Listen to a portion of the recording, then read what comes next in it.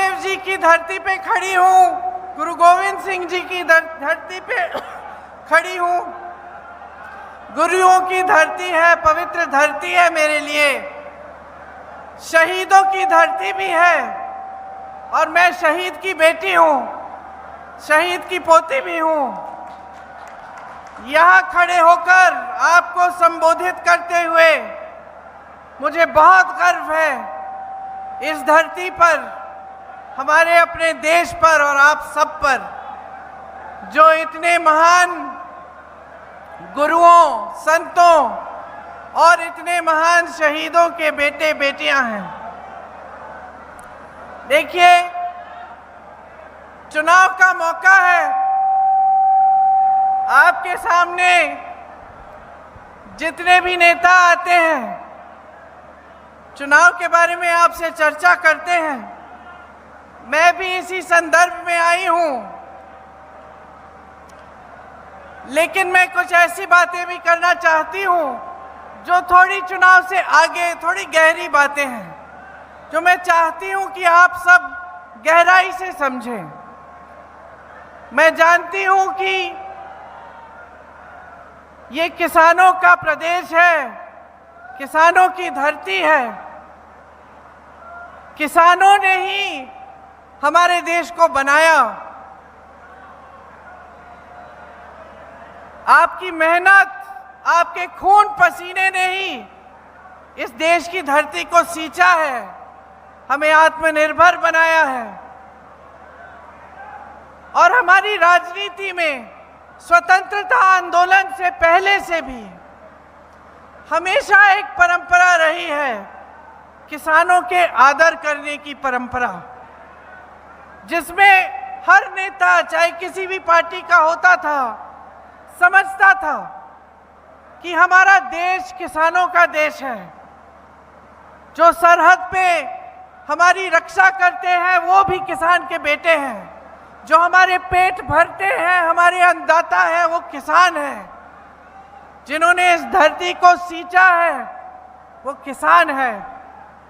और क्योंकि ये बात समझते थे तो हमारी राजनीति में हमेशा, हमारी विचारधारा में हमेशा ये एक सच्चा गहरा आदर रहा देश के किसानों के लिए, आप सब के लिए।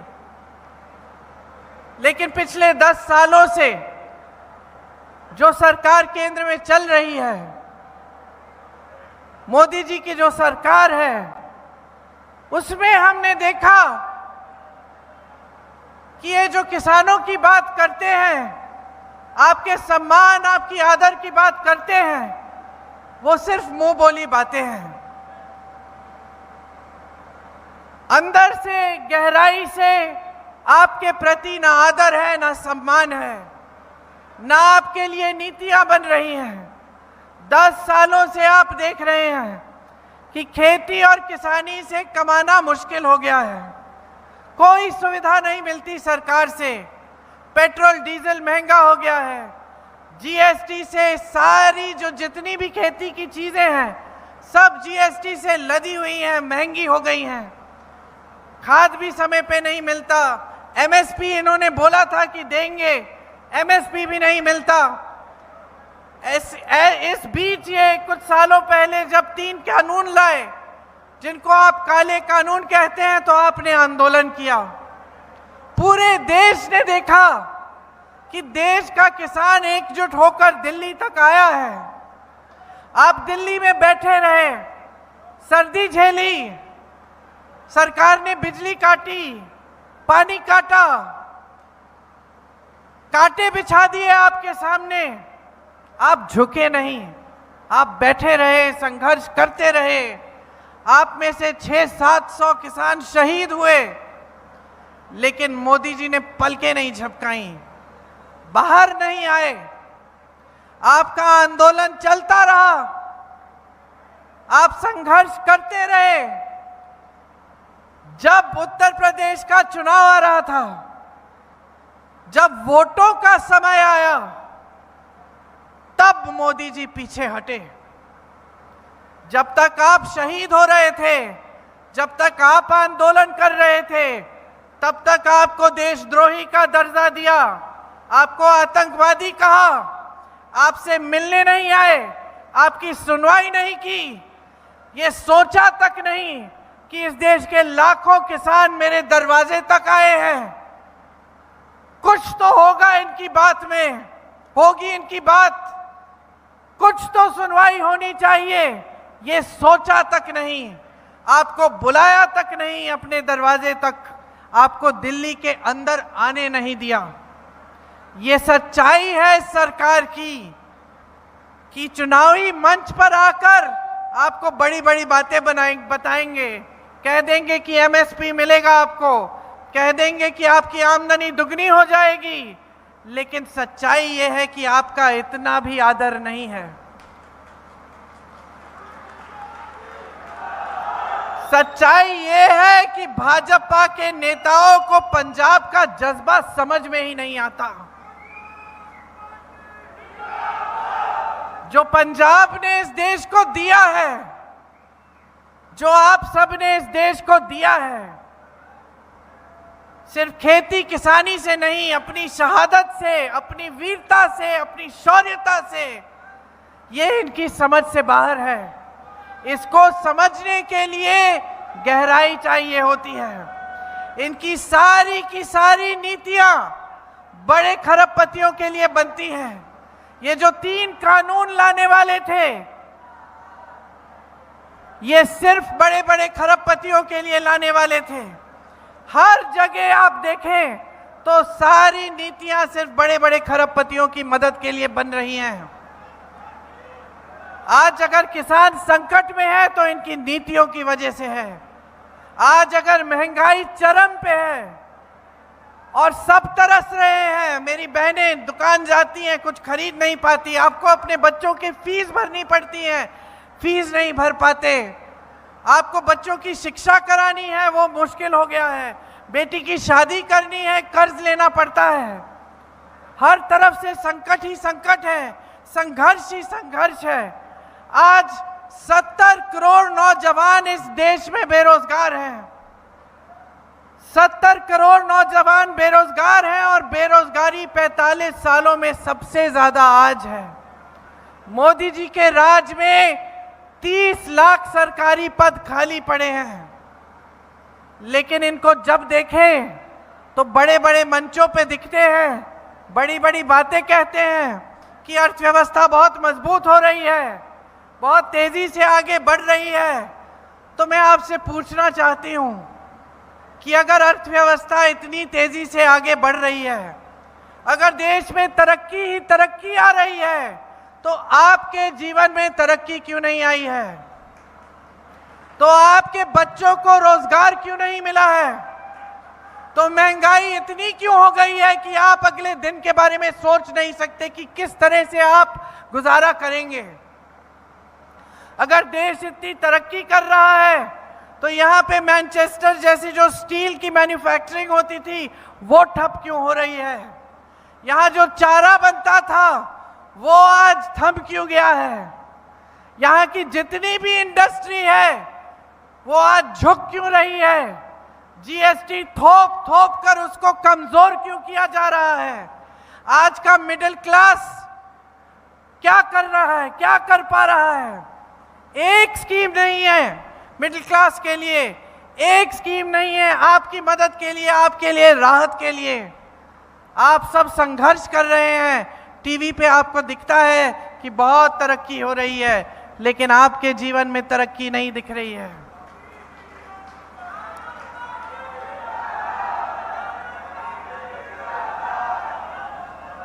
आपने मीडिया की बात की, आपने मीडिया की बात की, आपने खुद देखा कि किसान आंदोलन में मीडिया का रोल क्या रहा।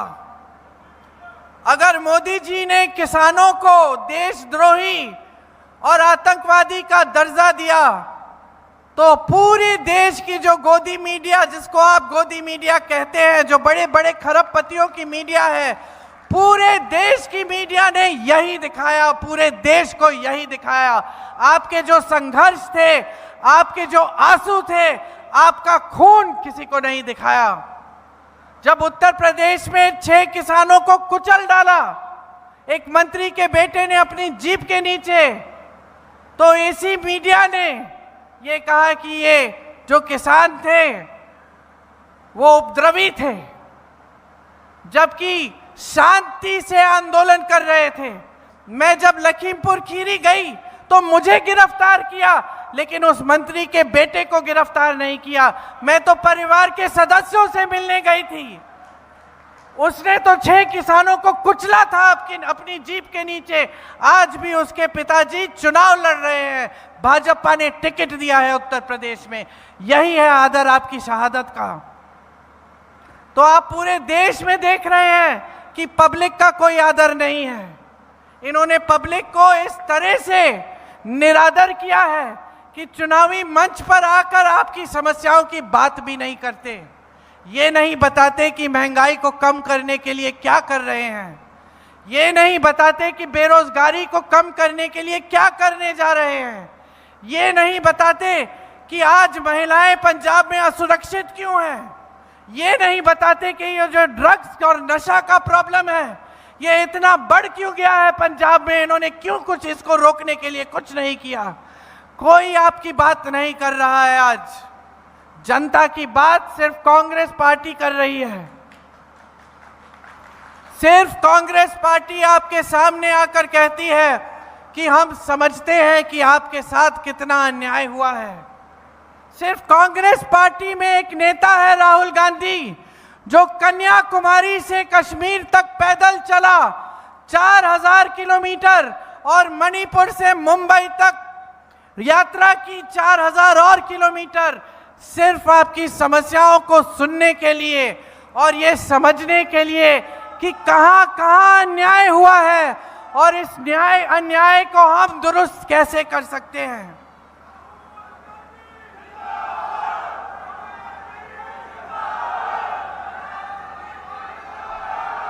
कांग्रेस पार्टी की हमेशा यही विचारधारा रही है कि सरकार जनता के लिए चलनी चाहिए, कि देश की जो संपत्ति है वो आपकी है।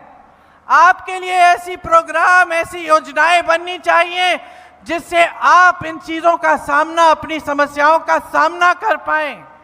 यही हमेशा हमारी विचारधारा रही है। इसीलिए इंदिरा जी हरित क्रांति लाई और आप सबकी सहायता से यह देश आत्मनिर्भर बना।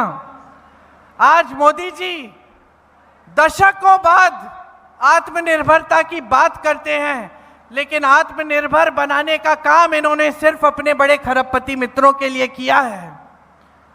16 लाख करोड़ रुपए ये कर्ज अपने बड़े बड़े खरबपति मित्रों के माफ करते हैं, लेकिन जब हम किसानों के कर्ज की बात करते हैं तो ये कहते हैं कि देश में पैसा नहीं है, इसके लिए अर्थव्यवस्था ठप हो जाएगी, ये कहते हैं।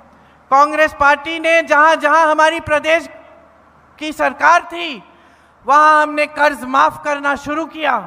हमने छत्तीसगढ़ में किया, हमने राजस्थान में किया, हमने मध्य प्रदेश में किया।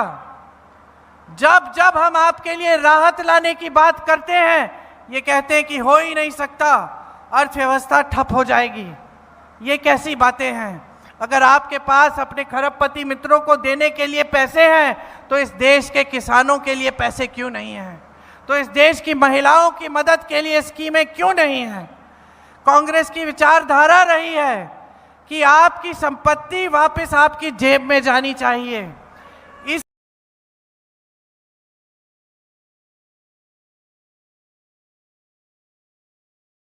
इसीलिए इस चुनाव में भी हम सिर्फ और सिर्फ आपकी बातें कर रहे हैं।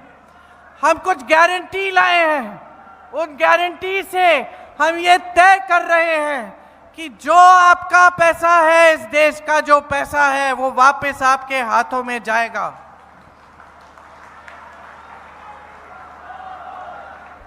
महिलाओं के लिए हर गरीब परिवार में जो सबसे बड़ी महिला है उसके खाते में सालाना 1 लाख रुपए, हर महीने 8,500 रुपए डाले जाएंगे।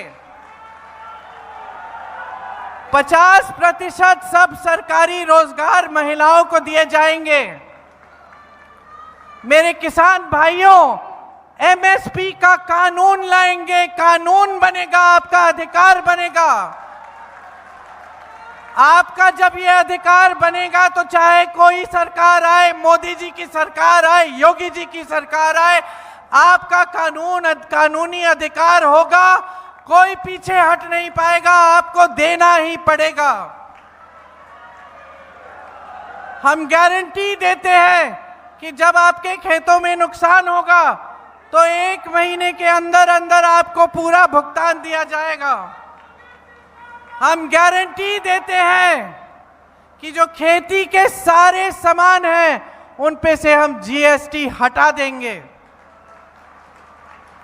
श्रमिकों के लिए हमारी गारंटी है कि 400 रुपए से कम देश भर में कोई आपको मजदूरी नहीं दे पाएगा। आपकी दिहाड़ी 400 रुपए से ज्यादा होनी पड़ेगी। ये कानून लाएंगे।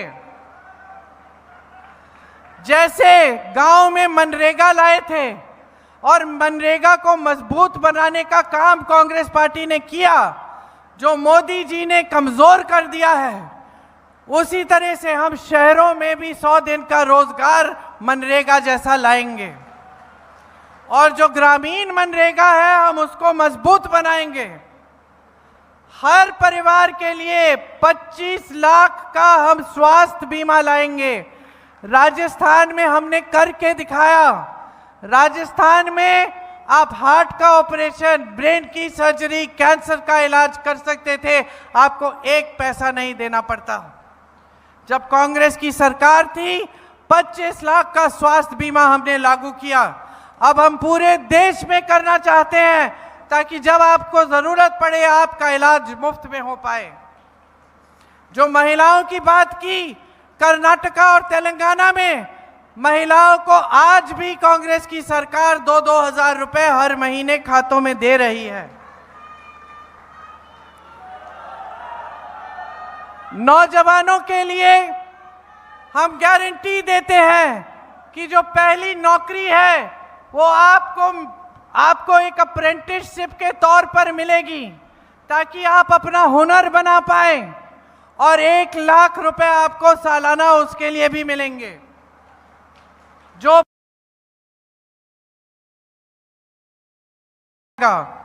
इसके साथ साथ 5,000 करोड़ रुपए का फंड नौजवानों के लिए होगा, ताकि आप अगर अपना कारोबार शुरू करना चाहें, एक मैन्युफैक्चरिंग का यूनिट, कोई छोटा सा बिजनेस, तो आपको सुविधा मिल पाए। मोदी जी के राज में 30 लाख सरकारी पद खाली पड़े हुए हैं। कांग्रेस पार्टी कह रही है कि सरकार में आते ही ये 30 लाख पद भरे जाएंगे। ये हमारी गारंटी है। और इसके अलावा हर स्तर के लिए हमने अलग अलग स्कीम अपने घोषणा पत्र में लिखी है, जिसको आप जरूर पढ़िएगा और आप जागरूकता से समझिएगा, ताकि आप जानें कि हम क्या क्या योजना बना रहे हैं आपके लिए और किस तरह से हम आपका भविष्य मजबूत बनाना चाहते हैं। आज हमारे देश में जो राजनीति हावी है वो सिर्फ अलगाव फैलाने वाली राजनीति है, वो सिर्फ आपसे फायदा उठाने वाली राजनीति है। सत्ता के लिए कुछ भी कर डालेंगे मोदी जी। और ये बहुत स्पष्ट हो गया था जब किसानों का आंदोलन चला था कि आपके हर संघर्ष को नहीं पहचाना, लेकिन जैसे ही चुनाव आने लगा, चुनाव की घबराहट से वोटों के लिए उन्होंने वो काले कानून हटा दिए। इसी तरह से उनकी सारी की सारी नीतियां, जो भी वो कहते हैं, जितने भी वो झूठ आपके सामने रखते हैं, जितने खोखले वादे करते हैं, जितनी हल्की बातें करते हैं, सब सिर्फ सत्ता लेने के लिए है। किसी भी तरह से सत्ता हासिल करनी है और सत्ता को हाथों में रखना है। चाहे आपकी चुनी हुई सरकारों को धन बल के आधार पर गिरा देना हो। आपने हिमाचल में देखा क्या किया, महाराष्ट्र में देखा, खुलेआम विधायकों को 100-100 करोड़ पकड़ा के चलिए आ जाइए भाजपा में।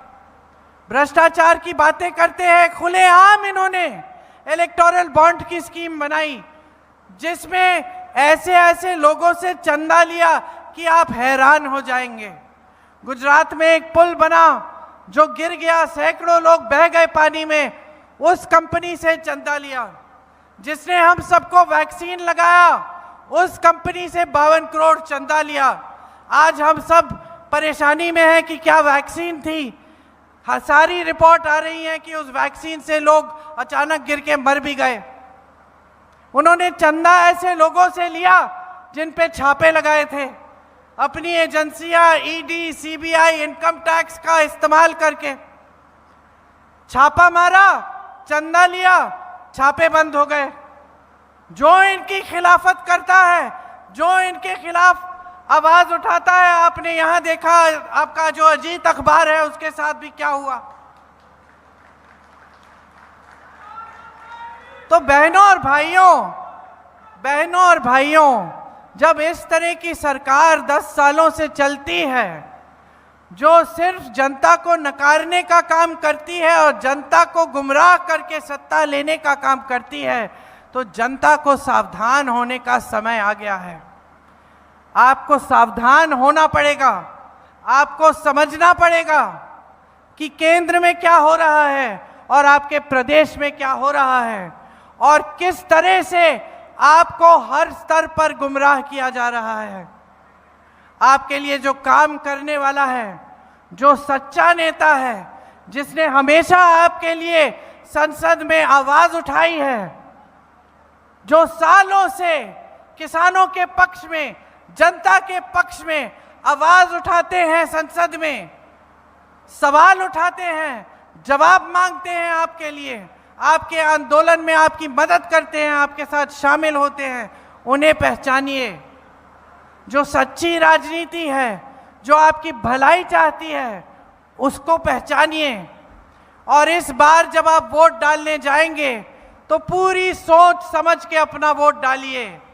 ये वोट सिर्फ आपके लिए नहीं है, सिर्फ आपके बच्चों के भविष्य को बनाने के लिए नहीं है, ये पंजाब के लिए भी है, ये आपके कौम के लिए भी है, ये हमारे देश के लिए भी है।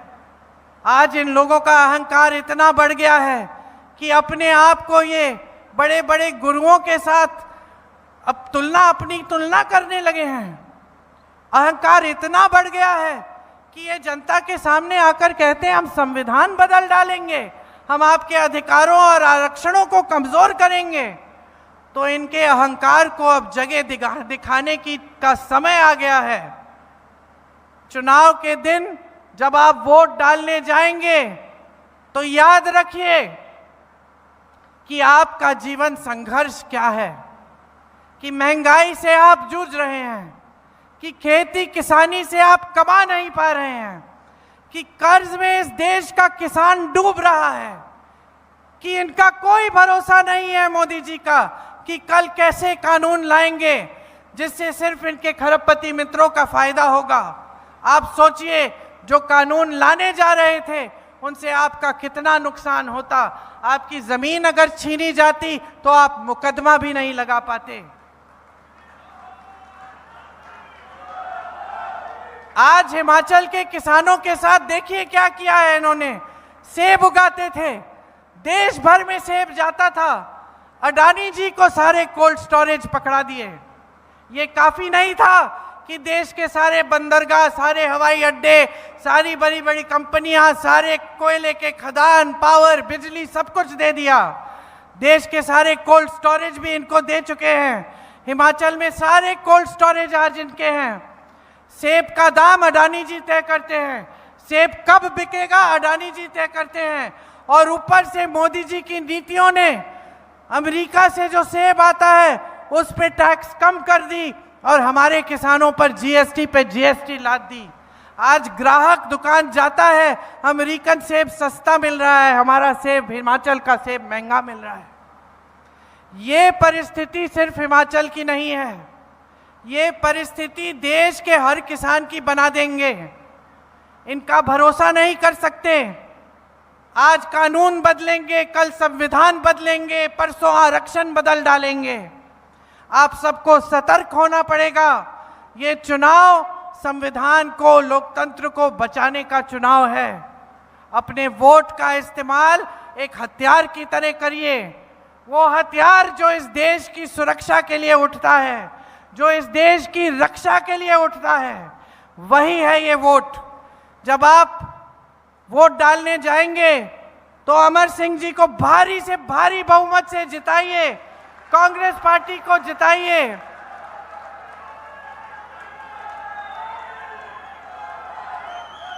ताकि एक सही तरह की राजनीति फिर से आपके प्रदेश और आपके देश में आए, जो आपका आदर करे, इस देश के किसान को सर्वोपरि रखे और इस देश के किसान के लिए सारी नीतियां बनाए। धन्यवाद। जय हिंद।